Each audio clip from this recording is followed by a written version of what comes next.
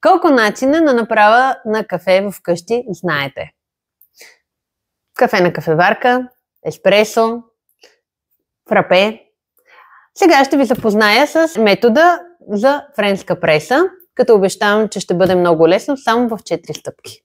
За целта е необходима вряла вода, френска преса, кафе, аз съм си избрала на Биалети, разбира се, и добро настроение. Да започваме. Стъпка номер 1. Поставяме кафето. За целта всеки трябва да прецени колко силно иска да го направи. Аз ще сложа 3 лъжички. Да има. Окей. След което изсипваме водата.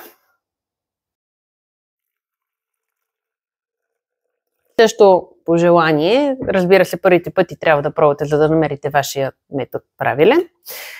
Поставяме капачето и изчакваме 5 минути. Стъпка номер 4. Натискаме плавно и леко надолу.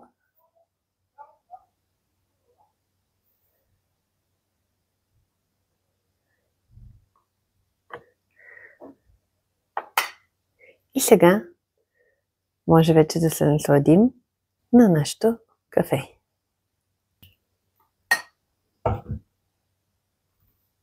Мисля, че стана доста добре.